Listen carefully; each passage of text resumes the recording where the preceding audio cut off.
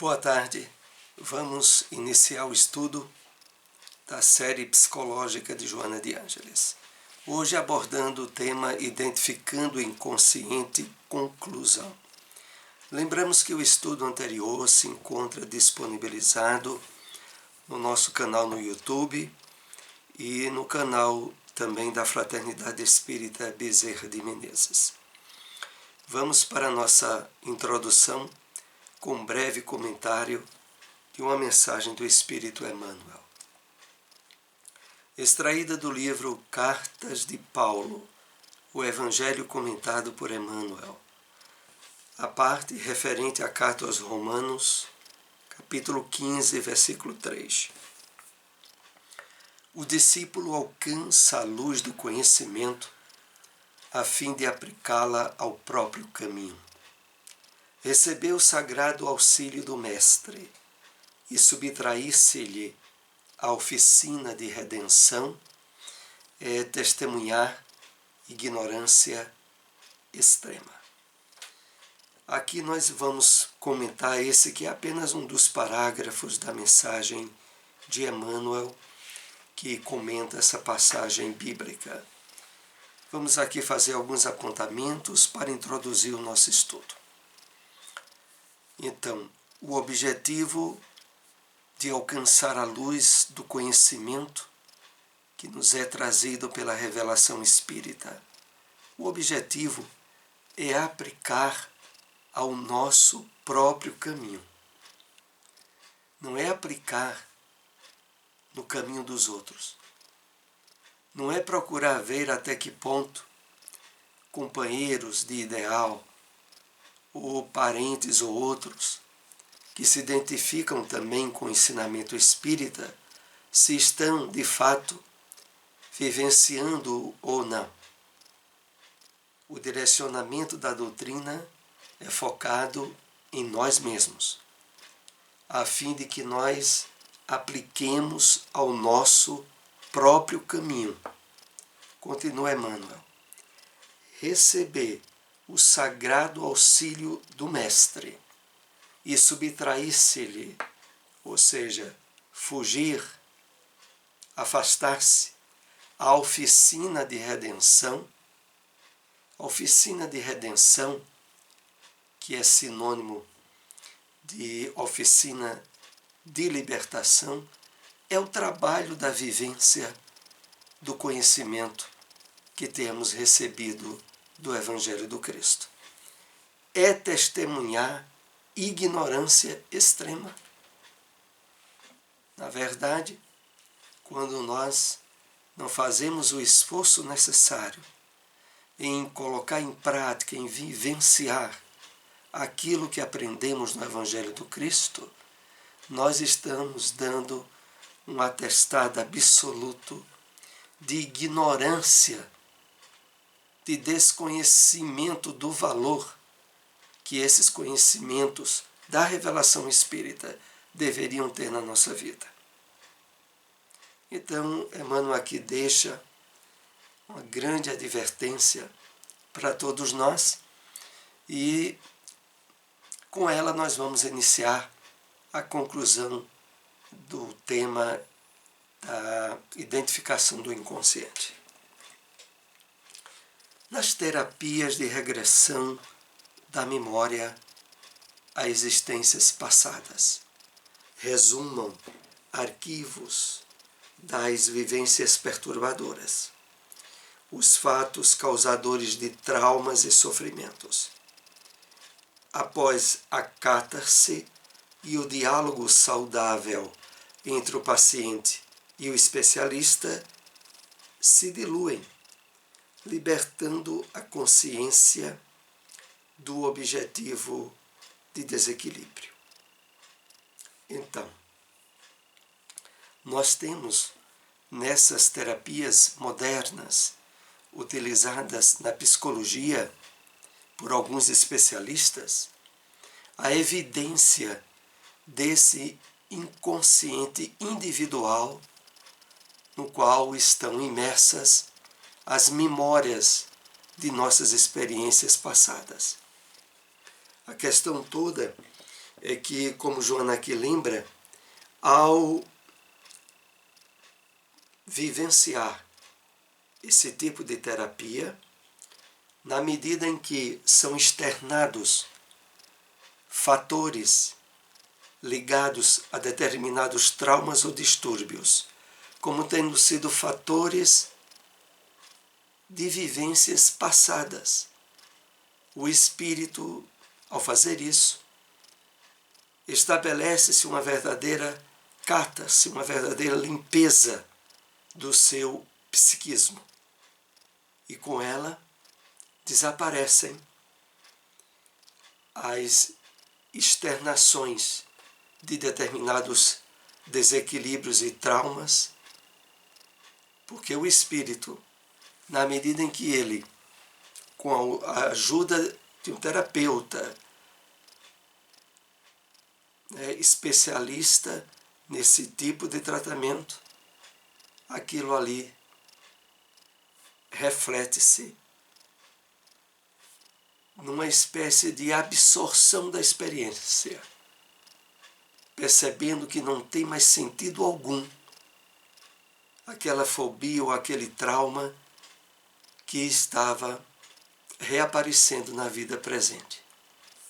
Prosseguindo, na abrangência do conceito reencarnacionista e todo o seu conteúdo de lembranças arquivadas, mas não mortas, a existência atual de cada indivíduo é sempre o somatório daquelas vivências que necessitam de liberação.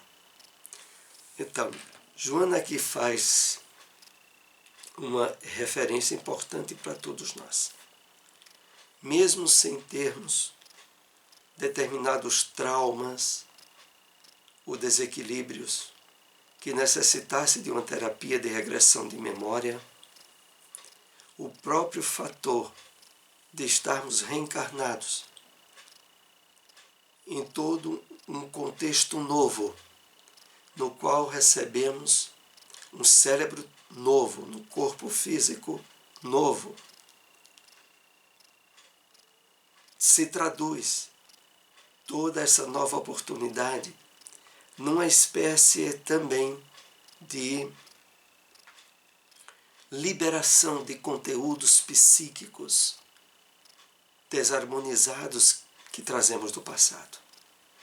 O problema todo, e que faz com que alguém procure essas terapias de regressão de memória, é quando esses subsídios de experiências passadas estabelecem determinados desequilíbrios emocionais que o espírito atual não consegue lidar, não consegue controlar. Mas todos nós, ao recebermos a bênção da experiência reencarnatória, estamos num trabalho singular de superação de distúrbios e de problemas que fomentamos em nosso passado. Não poucas reaparecem com tendências e aptidões, guiando o self e o ego, que também lhes sofrem as influências, conforme a natureza de cada fato que representam.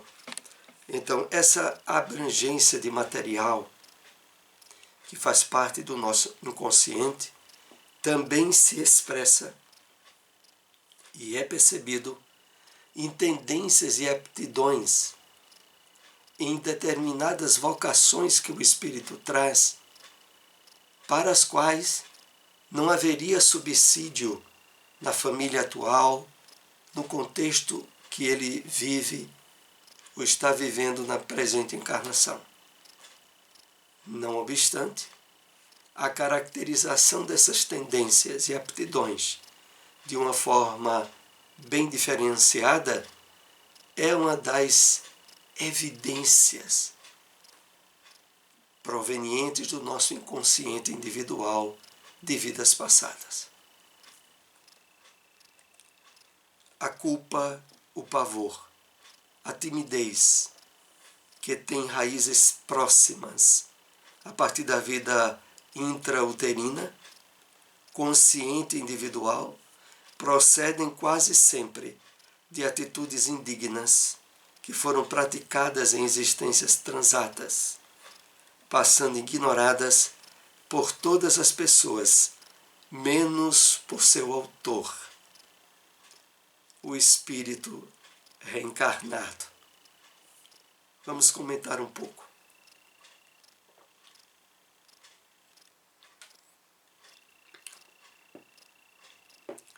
Joana aqui se refere a situações e comportamentos bem estabelecidos. A intensificação de sentimentos de culpa, de pavor, de medos, que não encontram a razão racional ou lógica, a timidez excessiva. Esses fatores, muitas vezes, têm raízes no inconsciente de vidas passadas, excetuando-se experiências que o espírito tenha vivido na atual encarnação, principalmente na sua infância, que poderiam ter dado margem ao surgimento desse quadro de distúrbios. Se não houve essa causa na vida atual, invariavelmente está no inconsciente que reflete as experiências reencarnatórias do espírito. E no caso, por serem situações desagradáveis, procedem de atitudes indignas, praticadas em existências passadas. As tendências para o bem, o bom, o belo, o santo, em pessoas de procedência humílima, nascidas em situações deploráveis, com ascendentes genéticos perniciosos, todos esses quadros adversos juntos, e apresentando gênios, heróis e missionários de diversos tipos, merecem reflexões mais profundas. É claro que quando Joana diz que merecem reflexões mais profundas, ela se refere às reflexões associadas ao tema que nós estamos abordando, o inconsciente de vidas passadas. Porque quando a experiência encarnatória atual foi adversa em todos os sentidos para que o espírito viesse a ter uma vida medíocre, insignificante, e ele tem um destaque, como aqui é colocado, de gênio, de herói, de missionário, e aqui missionário de diversos tipos, não é só na área religiosa, na área social, na área política, tem causas profundas associadas ao inconsciente de vidas anteriores. À medida que o seu superconsciente mantém as ainda não detectadas possibilidades de sintonia com o divino, registrando o psiquismo da vida, o inconsciente individual preserva as experiências da atual jornada, enquanto o coletivo arquiva as lembranças das vivências pretéritas. Então, o superconsciente é aquela parte da nossa mente que está associada às ligações superiores, às interações com o divino, com o espiritual elevado. À medida que o seu superconsciente mantém ainda não detectadas possibilidades de sintonia com o divino, que é o que ocorre com grande parte da humanidade, registrando o psiquismo da vida, o inconsciente individual preserva as experiências da atual jornada. Porque vai se dando o seguinte: à medida que se desenvolvem as experiências na nossa vida atual, aqueles fatores que muitas vezes já esquecemos, mas que deixaram marcas emocionais fortes em nós, vão fazer parte do nosso inconsciente profundo nas próximas encarnações. O inconsciente individual preserva as experiências da atual jornada, enquanto o coletivo arquiva as lembranças das vivências pretéritas. O coletivo, como nós já aprendemos aqui, aquele que representa, em termos de subsídios emanados das ações e das atitudes de todos os espíritos em todas as épocas, está sempre se acrescentando, está sempre em movimento. Os exercícios de meditação, os treinamentos da yoga, as leituras edificantes, com as consequentes fixações e reflexões, a oração bem direcionada e frequente constituem mecanismos seguros de penetração no inconsciente, nele diluindo impressões infelizes. Que maravilha, não é?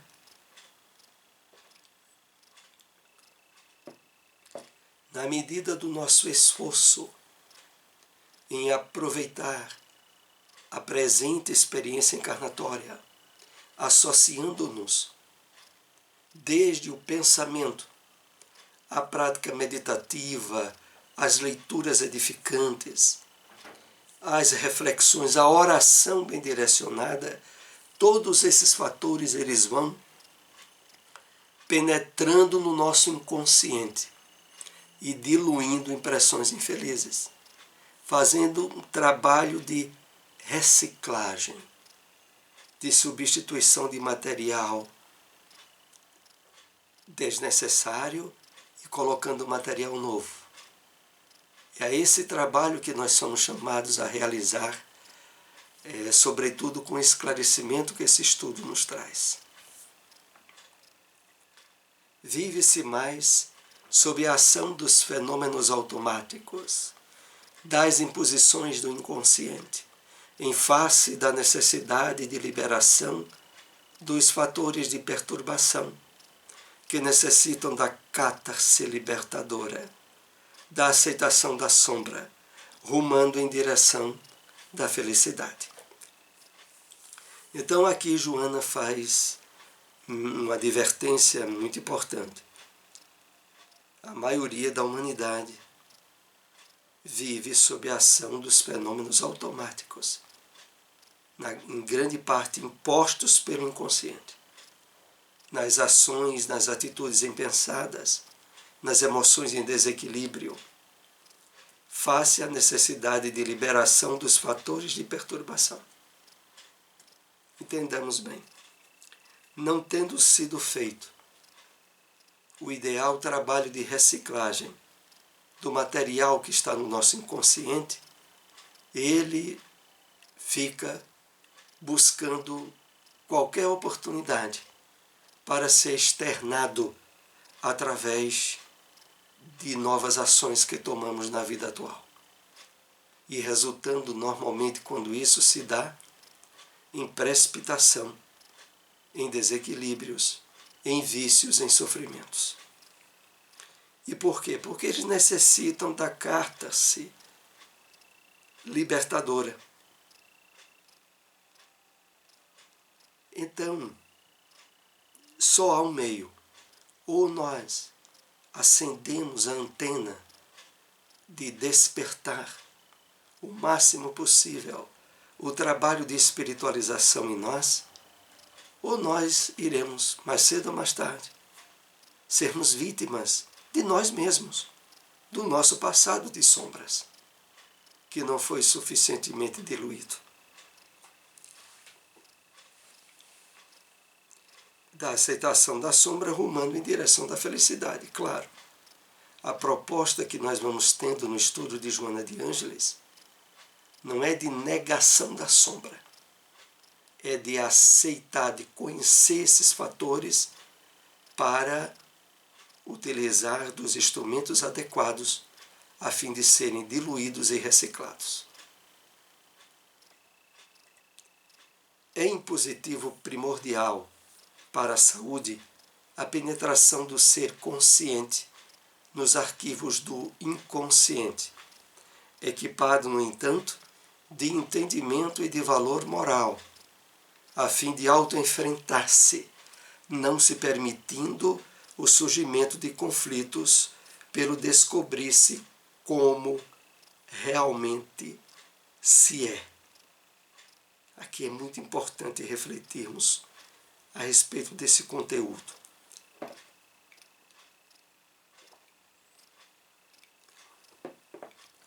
Então Joana começa dizendo, olha, é primordial, é muito importante para a saúde a penetração do ser consciente nos arquivos do inconsciente. Mas, com observação, equipado de entendimento e valor moral. E, na verdade, só se consegue de fato fazer esse mergulho de forma proveitosa estabelecidos parâmetros de espiritualização, de reforma íntima, de consciência de imortalidade, a fim de que não decampa surgimento de conflitos, por se descobrir quem realmente se é. Enquanto nós não fazemos esse trabalho de forma desejável, há um mar imenso de dúvidas e de sombras que aguarda a oportunidade para se exteriorizar através de nós. E normalmente causando distúrbios, doenças e desequilíbrios. E é por isso que, como Joana coloca, é impositivo primordial para a saúde fazermos esse trabalho conosco. Esse trabalho de penetração no inconsciente, como a gente viu nos slides anteriores, utilizando-se dos recursos adequados, da meditação, da reflexão, da prece, da espiritualização nossa. A psicologia espírita, utilizando-se do paradigma da imortalidade para explicar o ser real e todas as suas mazelas e grandezas, propõe um esforço bem direcionado pelo bem fazer, pelo fazer-se bem, na utilização do amor, da compaixão, em relação a todos e a si mesmo. Então, Joana, no final desse tópico que nós estamos comentando, vai nos dizer que a psicologia espírita, utilizando-se o paradigma, o modelo da imortalidade para explicar o ser real, isso bem estruturado e feito, propõe a nós o esforço bem direcionado na vivência do amor a si mesmo, do amor ao próximo, das possibilidades da realização da caridade, agora de forma abnegada, sem segundas intenções, de forma profundamente altruísta, na qual, à medida em que nós nos propomos e nos integramos nessa realização, efetivamos as mudanças profundas no nosso psiquismo, agora de forma harmonizada e equilibrada com as leis divinas, que é o propósito dessa psicologia. Aqui concluímos essa temática dessa tarde. Agradecemos àqueles que nos acompanharam. Se possível, compartilhem essas informações. Uma boa tarde a todos. Até o próximo estudo.